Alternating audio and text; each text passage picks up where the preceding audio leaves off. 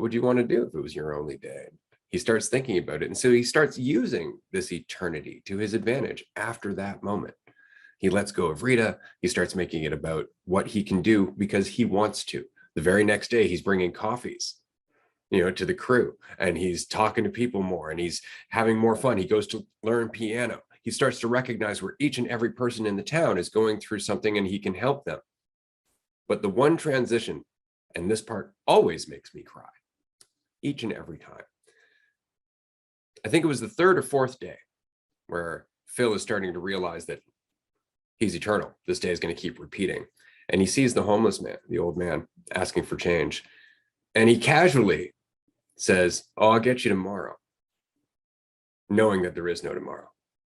And that's how little Phil cared. And then later, he actually sees that old man after he's found humility, after he's decided to make the most of his life, after he started to value existence. And he sees this person's life and he's like, there's a valuable life, and he wants to help him. And the old man just keeps dying, regardless of what he does, regardless of how much control. And at this point, that has to be really frustrating for Phil because there's nothing he can't learn. He has eternity. There's nothing he can't learn. That's why the first thing he says is, "I'd like to see his chart." He's going to learn about medicine. He's going to learn how to take care of this old man because he can learn anything. He has eternity. And she's like, "Sometimes people just die." And he said, "Not today," because it was his day. And why should he have limitations if he's God, if he's everything? Because at this point, he's starting to think he's God because he's been here for eternity, right? And he actually says, maybe the real God has just been around for so long that he knows everything, which is kind of a clue. But he has to accept that death happens. And in that acceptance, in accepting that he can't stop everything, he really does value what he can do.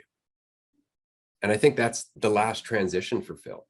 I think that it's at that point that he becomes the Phil that we see on his last day, is the Phil that just wants it to be everyone's perfect day.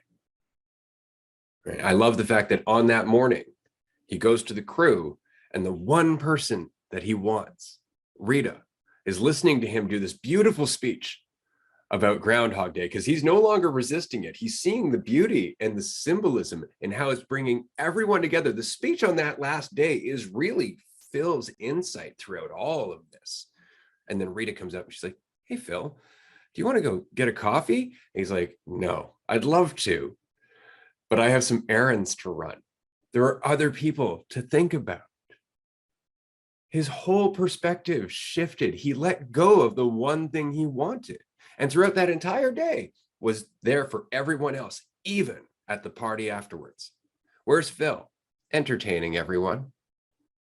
And isn't that how it goes, huh? Letting go of that one thing that you want. Eventually it comes around, but it's not because you're like, "I don't want it, but I want it still." It's like you can't lie to yourself, and you just can't. As much as you think you maybe can, you can't.